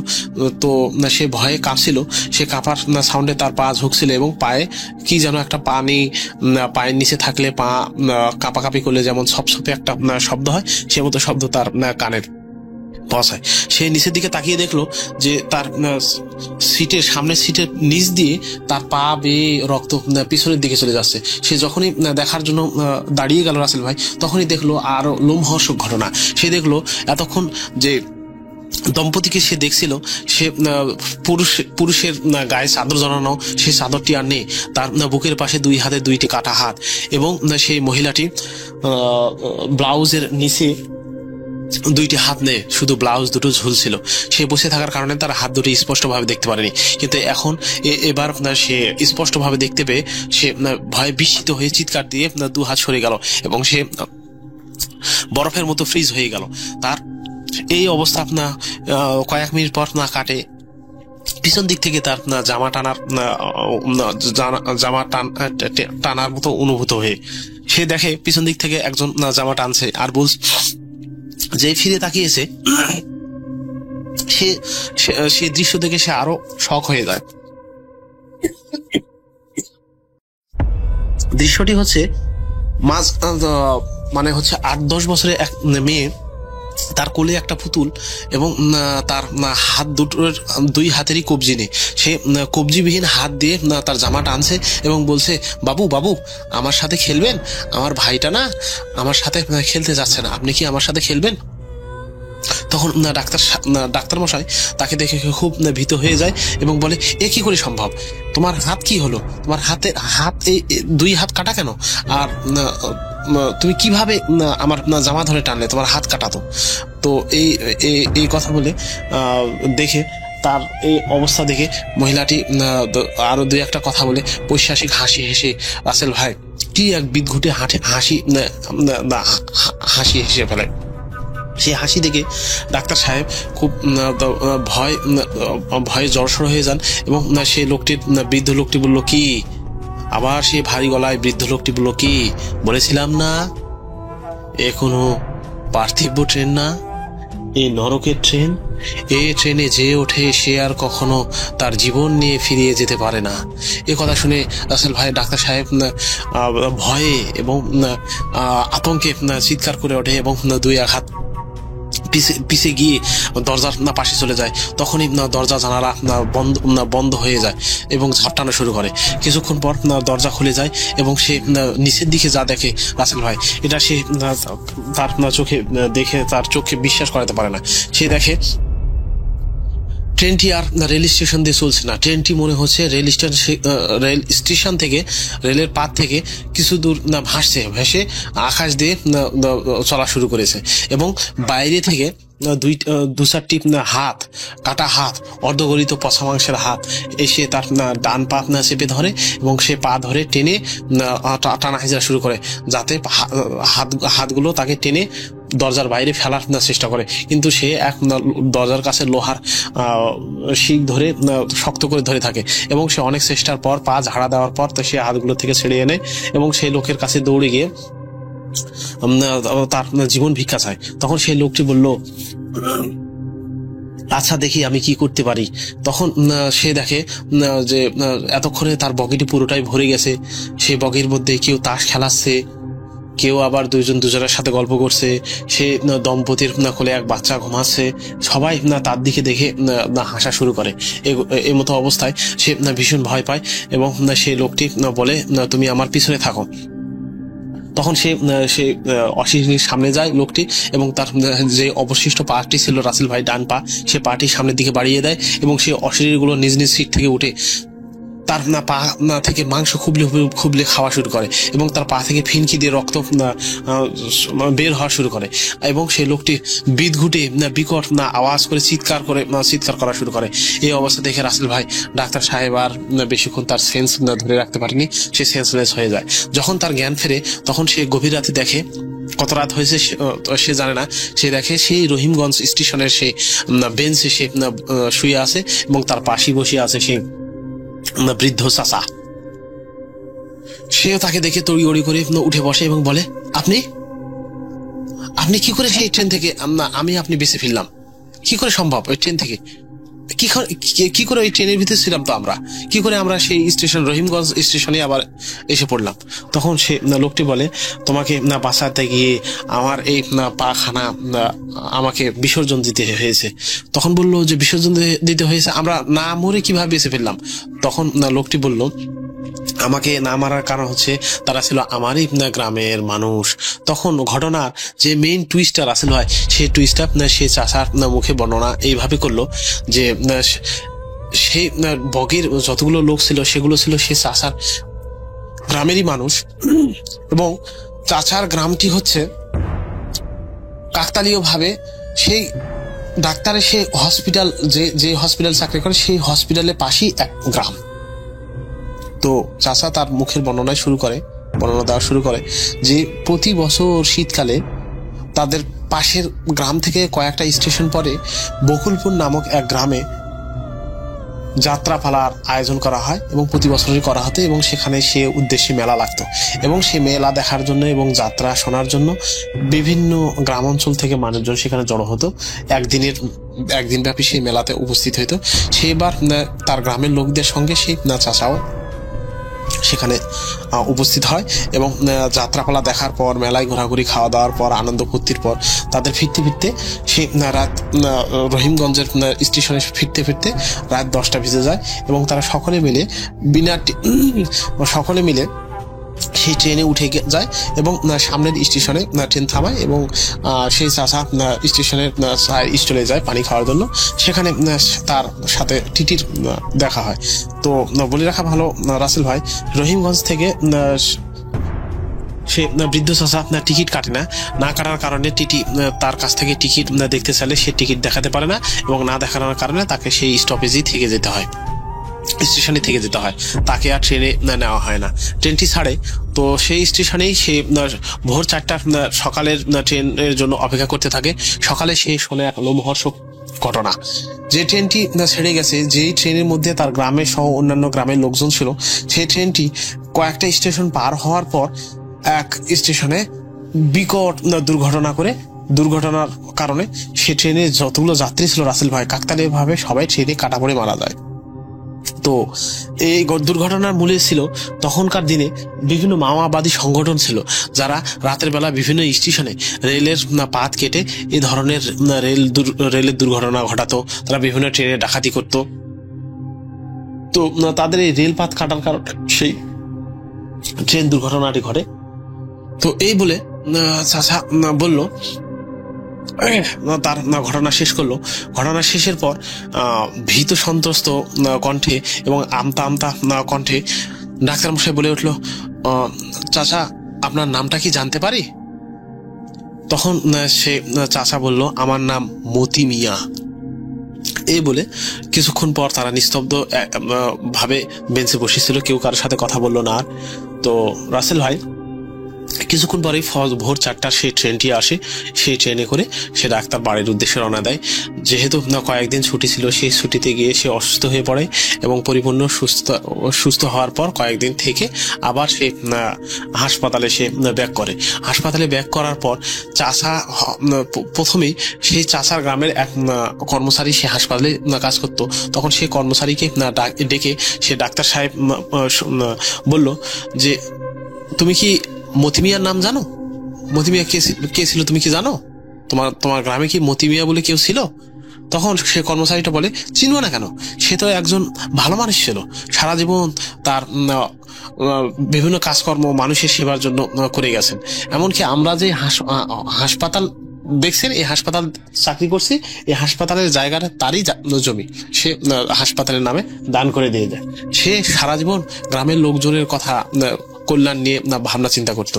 এই তো আগের দিনে আমরা আখ বলি না, আখের ক্ষেত, তো দাদা হচ্ছে আখ লাগাইতো, যার কারণে হচ্ছে, তো আপনারা জেনে থাকবেন যে আখ কিন্তু শিয়ালের খুব একটা পছন্দের খাবার। তো যার কারণে আখ খেতে সবসময় পাহারা দিতে হয়, রাত্রে দিনে, যে কখন চুরি হয়ে যায়। মানুষের ভয় তো থাকেই, আবার বিশেষ করে শিয়াল আসে, শিয়াল এসে আখ মুড়িয়ে খেয়ে যায়, যেহেতু মিষ্টি জাতীয় একটা জিনিস। তো আখের রসের কথা তো আমরা সবাই জানি। যাই হোক, তো আমার দাদা রাতে পাহারা দেওয়ার জন্য ওই মাছ ক্ষেত বরাবর একটা টং জাতীয় একটা ঘর নির্মাণ করে, মানে বাঁশ তারপরে কাঠ দিয়ে উঁচু করে একদম ঢিবির মতো। আমরা পাহাড়ি অঞ্চলে যেরকম ঘরগুলো দেখি, যেমন পানির নিচ থেকে খুঁটিগুলো দাঁড় করে তার উপরে হচ্ছে ছাউনি তুলে ঘর তৈরি করা, তো এরকম টং জাতীয় একটা ঘর তৈরি করে ওখানে অবস্থান করত। তো দাদার সাথে দাদার মানে একটা ভাতিজা থাকতো আর কি, তার সাথে পাহারা দেওয়ার জন্য। তো বলে রাখা ভালো, আমার দাদা খুব ভালো বাঁশি বাজাইতে পারতো, মানে এত সুন্দর বাঁশি বাজাইতেও যে সবাই অনেক প্রশংসা করতো বাঁশির। তো দাদা অনেকদিন ধরেই সেই আক্ষেত পাহারা দেয়, ওখানে থাকে। তো আল্লাহর রহমতে কোনো সমস্যা দেখা যায় না। তো হঠাৎই একদিন চাঁদনি রাত, দাদা টঙের মধ্যে শুয়ে, খাওয়া দাওয়া শেষ করে শুয়ে, মানে তখন রাত বাজে প্রায় 1টা-1:30, ঘুম ঘুম ভাব। তো তার আগে দাদা বসে বসে পাহারা দিবে, যেহেতু পাহারা দেওয়া লাগবে, সেহেতু দাদা বসে বসে আস্তে আস্তে বাঁশিতে সুর তুলতেছে। তো সুর তোলার এক পর্যায়ে চাঁদনি রাত, তারপরে আগের দিনে তো জোনাকি পোকা থাকতো অনেক, তো জোনাকি গুলো দেখা যাচ্ছে টিপ টিপ টিপ টিপ করে জ্বলতেছে। অনেক সুন্দর একটা মোমেন্ট তখন, মানে নিশ্চুপ পরিবেশ, মানে আস্তে ধীরে দাদা বাঁশি বাজাচ্ছে, বাঁশিতে সুর তুলতেছে। তো ক্ষেতের সামনে একদম নাক বরাবর একটা জঙ্গলের মতো ছিল। তো ওইখানে ছিল একটা বড় কুড়ুই গাছ আর একটা তাল গাছ। তো ওই জঙ্গলে কুড়ুই গাছ আর তাল গাছ নিয়ে অনেক ঘটনাই আছে, যেটা আমি কিছুটা জানি কিছুটা জানি না। তবে ওখানে মানুষ দিনের বেলা যেতেই অনেক ভয় পেত, যার কারণে কেউ কোনো বিশেষ দরকারি কাজ ছাড়া ওখানে যেত না। দিনের বেলায় কেমন যেন গা ছমছমে পরিবেশ। তো আমার দাদা বাঁশি বাজাতে বাজাতে হঠাৎ করে তাকায়, দেখে ওই যে বড় কুড়ুই গাছ, ওই গাছ থেকে একটা বিশাল আকারের দানব একদম অবয়ব জাতীয় একটা জিনিস, মানে আমরা সহজ কথায় বলে দানব জাতীয় একটা জিনিস কেমন যেন মানে আস্তে করে নামলো। নামার পরে এখন সোজা বাঁশির সুরে, মানে যত দূর বাঁশির সুর যাচ্ছে আমার দাদা শুধু তাকায় তাকায় দেখতেছে যে ওই বাঁশির সুর ধরে ধরে ওই দানবটা কেমন যেন হেলে দুলে আস্তে ধীরে ওই টঙের দিকে আসতেছে। তো এখন দাদা ওইটা দেখে, দাদা এমনিতে সাহসী মানুষ ছিল, রীতিমতো ভয় পায়, মানে কি বলবো আর, ভয় পেয়ে মানে অনেকটা ঘাবড়ে গেছে যে কি না কি, আমি এতদিন ধরে এখানে আছি, কোনোদিন কোনো কিছু দেখি না, কোনোদিনও এরকম হয় না, কিন্তু আজকে মানে এরকম হচ্ছে, এটা আবার কি। মানে দাদা তখন বুঝতে পারছে, আস্তে মনে মনে বুঝতে পারছে যে হ্যাঁ এটা আজকে কোন একটা খারাপ জিনিস আমার দিকে আসতেছে, আজকে কোনো খারাপ কিছু হতে চলছে আমার সাথে। তো দাদা কি করলো, বাঁশির সুর থামালো না, আস্তে আস্তে বাঁশি বাজাচ্ছেই, কারণ বাঁশির সুরে দাদা বুঝতে পারতেছে যে বাঁশির সুরে অভাবটা হেলতেছে দুলতেছে আস্তে আস্তে আগাচ্ছে। তো আরেকটু কাছে আসতে আসতে দাদা খেয়াল করে যে কি যেন সাদা ধবধবে চলতেছে, দুইটা লাইটের মতো, টিউব লাইটের মতো। এখন দাদা ভালো করে খেয়াল করে দেখে যে দানবের মতো যে অবয়বটা ছিল ওর মানে কোনো ইয়ে নেই, চোখ নাই, কিন্তু মুখের মধ্যে দিয়ে বড় বড় মূলার মতো দুইটা দাঁত বের হয়ে আছে। মানে দেখতে এত চকচকা লাইটের মতো লাগতেছে, কিন্তু এর দুইটা দাঁত আর দেখতে এতটাই ভয়ঙ্কর, মানে আমার দাদার ভাষ্য অনুযায়ী যে মানে এতটাই ভয়ঙ্কর দেখতে যে ওখানে সাধারণ কোনো মানুষ হইলে সেন্সলেস হয়ে পড়ে যাবে। কিন্তু দাদা মনে মনে ভয় না পেয়ে সাহস সঞ্চার করে তখন বাঁশি বাজানো থামাই দিয়ে আল্লাহর কালাম পড়া শুরু করে। তো মনে মনে যা দোয়া দরুদ পারতো পড়ছে, পড়ার পরে ওনার ভাতিজাকে এখনো ডাকে নেই, কারণ যদি ডাকে, ও যদি দেখে তাহলে ভয় পাবে, ভয় পেয়ে আর কোনোদিন থাকতে চাইবে না তার সাথে। তো আগ যেহেতু লাগাইছে সেটাকে পাহারা দিতেই হবে, যতই ভয় আসুক। ওই যে একটা কথায় আছে না, মানে অভাবের কাছে ভয় কিছুই না। আসলে তখন তো সবারই অভাব ছিল। তো যাই হোক, অভাবটা বাঁশির সুর থামানোর পরেই কেমন যেন এদিক ওদিক ছোটাছুটি করতে লাগলো। মানে দাদা তো আরো বেশি একটা ভয়ের মতো করে বসে থাকলো চুপটি মেরে, কিন্তু অভাবটা এদিক ওদিক ছোটাছুটি করতেছে, করার ফলে মনে হচ্ছে যে পুরা আখের ক্ষেত একদম লন্ডভন্ড করে দিবে। যাই হোক, এরকম 10-15 মিনিট হওয়ার পরে আস্তে আস্তে দাদা দেখলো যে একটা আগুনের গোলার মতো হয়ে উপর দিকে উঠতেছে। উঠতে উঠতে উঠতে উঠতে দুইটা হলো, দুইটা হওয়ার পরে তিনটা হওয়ার পরে চারটা। এই 4টা আগুনের গোলা, মানে আমরা দেখি না যে মেলায় গেলে ম্যাজিশিয়ানরা যেভাবে, অথবা আমরা টেলিভিশনে দেখি যে হাতের মধ্যে আগুনের গোলা ঘোরাইলে কেমন হয়, তো টিউব লাইটের মতো এরকম আগুনের গোলাগুলো একে অপরকে ধাক্কা দিচ্ছে, মানে মনে হচ্ছে ওরা কেমন যেন মারামারি করতেছে, এমন অবস্থা। তো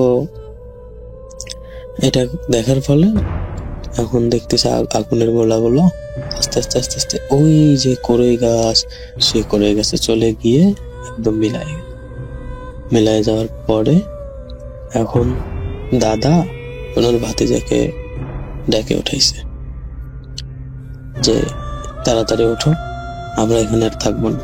ও বলে কেন? কয় এই কারণ হয়েছে। তো তারপরে দুজন তো টুকটুক করে নামে চলে আসলো। আসার পরে পরের দিন আর কেউ যাইতে চায় না, তারপরে যাই হোক, মোটামুটি দাদার কোনো সমস্যা হয় নাই। তারপর থেকে ওইটা দেখার পর দাদার দিনে 2-3 দিন জ্বর ছিল, তাছাড়া এমনি কোনো সমস্যা হবে বা পরবর্তীতে এসে সমস্যা করবে ওটা কোনো হয় নাই। তো 2-3 দিন দাদার একটু জ্বর ছিল, জ্বর থাকার পরে আস্তে আস্তে চিকিৎসা হওয়ার পর ঠিক হয়ে গেছে। তারপর থেকে আর কোনোদিন দাদা আখের ক্ষেত্রে পাহারা দেওয়ার মতো সাহস করে নাই বা কখনো বলেও নাই যে এই কাজ করে। ব্যাচেলর বাসায় থাকতাম, সেখানে হচ্ছে আমাদের চারটা রুম ছিল, আমি একটা রুমে হচ্ছে ভাড়া থাকতাম। তো আমাদের ফ্ল্যাটটা ছিল হচ্ছে 7 তলার উপরে। বলে রাখা ভালো, আমাদের ফ্ল্যাটের হচ্ছে পাশেই ছিল হচ্ছে একটা পুরাতন হসপিটাল, ঢাকা শহরে অনেক পুরনো একটা হসপিটাল, প্রাইভেট হসপিটাল, এবং বিল্ডিংটা ছিল হচ্ছে 6 তলা। এবং আমার ফ্ল্যাটটা যেহেতু হচ্ছে আমার রুমটা ছিল 7 তলার আমার পাশেই ছিল তাদের হচ্ছে লাশ রাখা বা লাশের গোসল করানো ওই রুমটা, প্লাস হচ্ছে আপনার তাদের হচ্ছে যে হসপিটাল যে নিজস্ব নামাজ পড়ার জায়গা থাকে সেটা। তো আমি হচ্ছে তখন একটা আমার অভ্যাস ছিল, আমি রাত জেগে হচ্ছে গল্পের বই পড়তাম, এবং এটা প্রায় হচ্ছে অনেকদিন কন্টিনিউ ছিল। তো আমি সেদিন রাত্রেবেলাও গল্পের বই পড়ে ঘুমাচ্ছিলাম। তো আমি অলমোস্ট হচ্ছে যখন বই পড়ছি তখন টাইমটা হচ্ছে প্রায় 3টা থেকে 3:30টার মতো হবে। তো আমি নর্মালি এক পাশে কাত হয়ে এক হাতে বই নিয়ে পড়তে পড়তে ঘুমিয়ে যেতাম।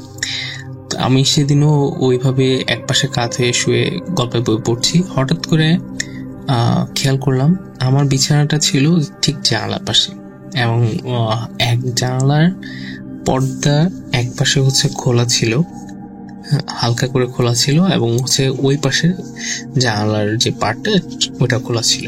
যেহেতু গরমকাল ছিল একটু বাতাসের জন্য আমি খোলা রেখেছিলাম।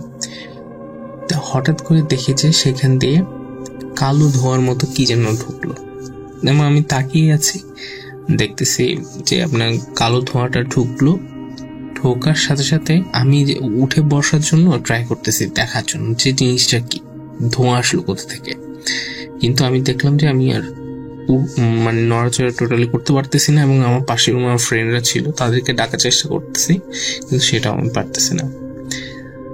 তো তখন আমার হচ্ছে যে আমি বুঝে গেছি যে এটা জিন বা যারা হচ্ছে যে স্লিপ প্যারালাইসিস টাইপের কিছু একটা হয়েছে।